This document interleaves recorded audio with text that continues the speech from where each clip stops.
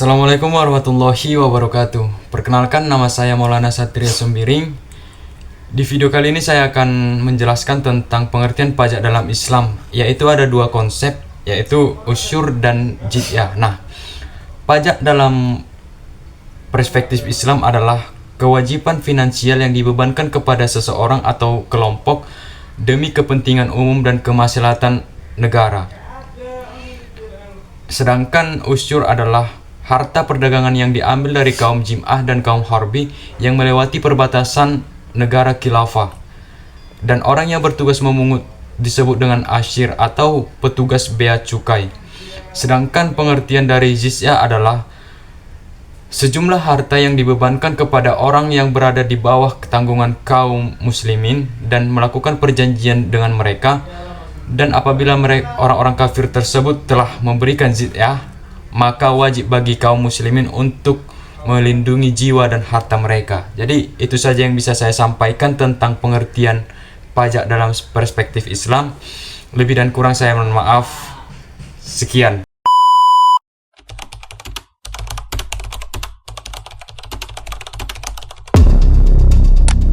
Assalamualaikum warahmatullahi wabarakatuh. Perkenalkan, nama saya Nabila Safira dengan NIM 2305102281. Di sini saya akan menjelaskan sumber hukum pajak dalam Islam. Dalam Islam, hukum pajak dapat dilihat dari berbagai sumber hukum syariah yang mendasari. Berikut adalah sumber-sumber hukum pajak dalam Islam. Yang pertama ada Quran. Al-Quran adalah sumber utama dalam hukum Islam, termasuk aturan terkait kewajiban finansial seperti zakat, sedekah, dan infak. Yang kedua ada hadis. Hadis adalah ucapan, perbuatan, dan persetujuan Nabi Muhammad SAW yang menjadi pedoman hidup umat Islam. Yang ketiga ada ijma.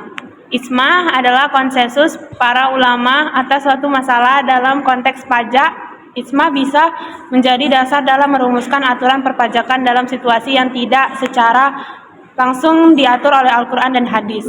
Yang keempat ada kias. Kias adalah metode penalaran analogis untuk menetapkan hukum syariah terhadap masalah baru yang tidak secara eksplisit diatur dalam Al-Quran dan hadis. Yang kelima ada fatwa. Fatwa adalah pendapat hukum yang dikeluarkan oleh ulama atau lembaga fatwa terkait dengan persoalan yang dihadapi umat. Mungkin itu saja yang dapat saya sampaikan. Assalamualaikum warahmatullahi wabarakatuh.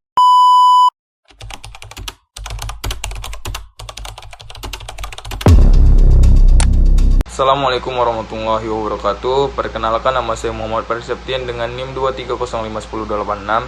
Di sini saya akan mempresentasikan video saya yang berjudul Prosedur dan Tujuan Usyur pada Masa Rasulullah.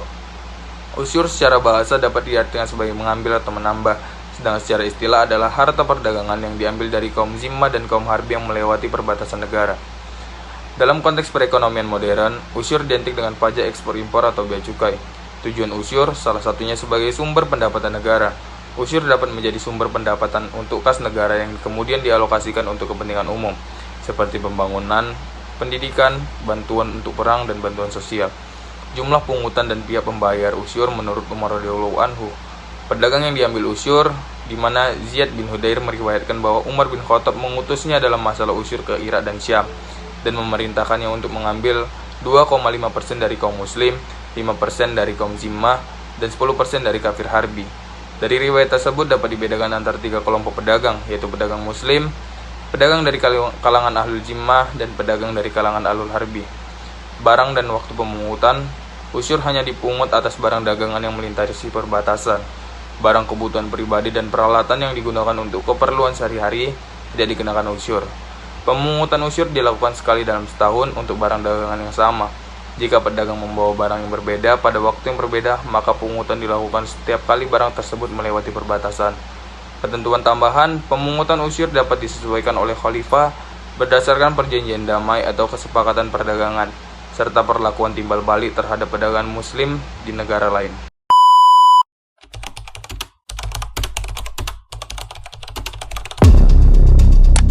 Assalamualaikum warahmatullahi wabarakatuh. Perkenalkan, nama saya Aulia Nurul Huda dengan NIM 2305102289. Di sini saya akan mempresentasikan video saya yang berjudul Prosedur dan Tujuan Jizyah pada masa Rasulullah. Jizyah adalah pajak yang dikenakan kepada non-muslim pada masa Rasulullah sebagai imbalan atas perlindungan yang diberikan oleh negara Islam. Tujuan jizyah ada tiga. Yang pertama itu perlindungan, memberikan jaminan keamanan kepada non-muslim, yang kedua hak dan kewajiban. Cepatlah, aku pulang jauh di rumahku ketupat anak. Adapun tujuan dari jizya yaitu yang pertama perlindungan, memberikan jaminan keamanan bagi non-muslim, yang kedua hak dan kewajiban, memastikan non-muslim mematuhi peraturan Islam dan menikmati hak-hak tertentu. Yang ketiga yaitu sumber pendapatan, yang dimana menjadi salah satu sumber keuangan dalam negara. Adapun prosedur pemungutan jizya yaitu dibayarnya secara tahunan, baik dalam bentuk uang ataupun barang, yang seperti perjanjian pada Bani Nazran, yaitu dengan memberikan 2.000 potongan pakaian.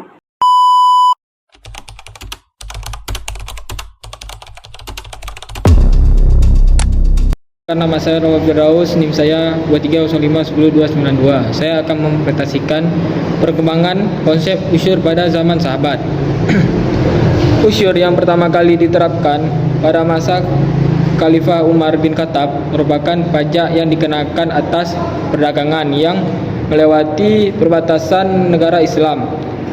Besar usyur ditetapkan sebesar 10% untuk perdagangan kafir harbi, 5% untuk al-zimah, dan 2,5% untuk perdagangan muslim. Umar membentuk lembaga Taifah al-Usyur untuk memungut pajak ini. Dengan prinsip keadilan sebagai dasar penetapannya, usyur fungsi mirip dengan bea cukai, memberikan keamanan bagi pedagang yang memasuki wilayah Islam. Terima kasih.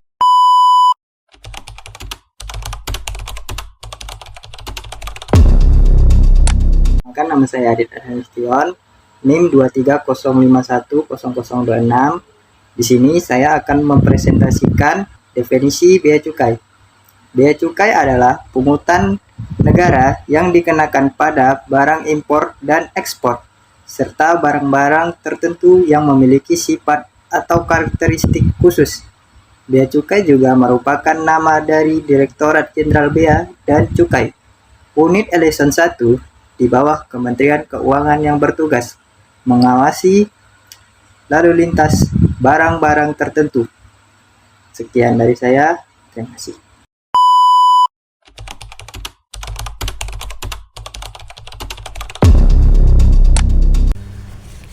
Hai, saya Rendri Saputra Siregar. Di sini saya akan memaparkan apa itu prosedur bea cukai. Nah, prosedur bea cukai di Indonesia terdiri dari pendaftaran barang di bea cukai dilakukan oleh importir atau eksportir dengan menggunakan formulir pendaftaran yang sesuai. Selanjutnya, pemeriksaan dokumen seperti faktur, packing list perlu diserahkan kepada petugas bea cukai untuk pemeriksaan. Dokumen ini harus sesuai dengan ketentuan yang berlaku. Selanjutnya, setelah dokumen ada dia klarifikasi dan penilaian. Petugas bea cukai akan memeriksa dokumen dan barang untuk memastikan bahwa nilai dan klarifikasi barang sesuai dengan peraturan yang berlaku. Selanjutnya, pembayaran bea dan cukai. Setelah pemeriksaan, importir harus membayar bea masuk, pajak, dan biaya lainnya sesuai dengan ketentuan. Pembayaran ini dilakukan melalui bank atau sistem elektronik. Pelepasan barang.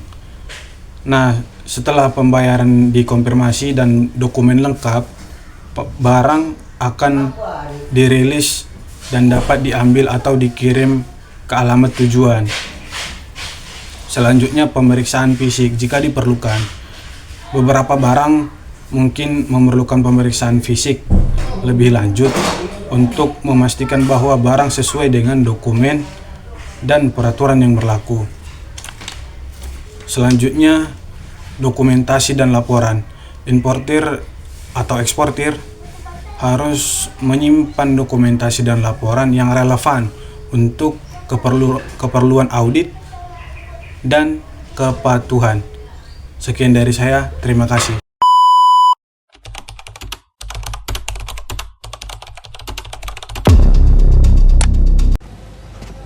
Assalamualaikum warahmatullahi wabarakatuh. Perkenalkan, saya Novia Jetra Syafitri, dengan NIM 23051003. Di sini saya akan menjelaskan apa itu perbedaan usyur dan bea cukai. Usyur secara bahasa dapat diartikan sebagai mengambil dan menambah, sedangkan secara istilah adalah harta perdagangan yang diambil dari kaum zimma dan kaum harbi yang melewati perbatasan negara khalifah.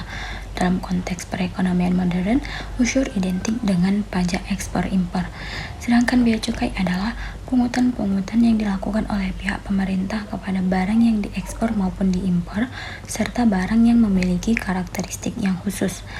Perbedaan di antara keduanya yaitu usyur bertujuan semata-mata untuk menambah pemasukan negara. Selain itu, usyur juga merupakan sumber keuangan yang pernah populer dalam dunia Islam. Jenis pajak ini diperuntukkan kepada kaum zimma dan kaum harbi yang melewati negara Islam. Sedangkan bea cukai selain untuk menambah pemasukan negara, tetapi juga sebagai alternatif untuk mengurangi produksi barang-barang yang berdampak negatif bagi masyarakat atau lingkungan hidup sekitar kita. Baik, itu saja, sekian dan terima kasih.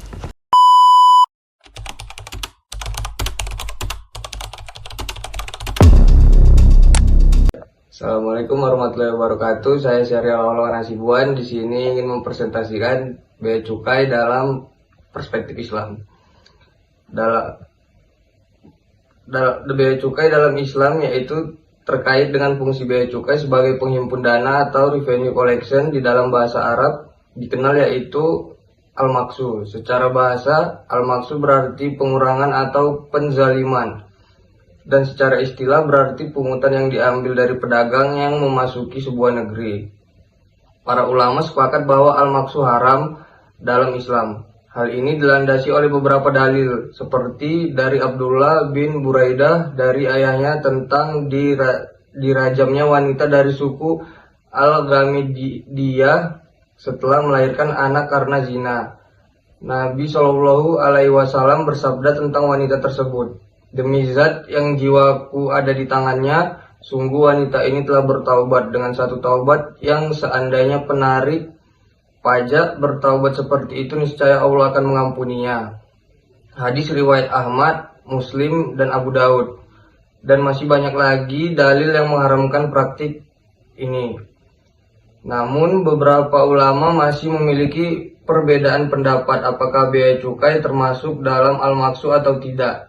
Dan sebagian ulama terkemuka juga membolehkan bea dan cukai ini dengan berbagai ketentuan, seperti pendapat Imam Al-Ghazali yang menyatakan bahwa memungut uang pada rakyat selain zakat diperbolehkan dengan ketentuan negara sangat membutuhkan dan kondisi baitul mal kosong. Akan tetapi apabila baitul mal negara masih ada, maka dilarang untuk menarik dana dari masyarakat selain zakat. Selain itu, pendapat dibolehkannya bea dan cukai oleh sebagian ulama dilandasi atas diberlakukannya pungutan bagi pedagang dari luar negeri dalam masa pemerintahan Umar bin Khattab, dan dilanjutkan oleh kepemimpinan Khalifah Harun ar-Rasyid, di mana beliau menarik pungutan sebesar 10% dari pedagang kafir harbi, 5% dari pedagang kafir zimmi, dan 2,5% dari pedagang muslim.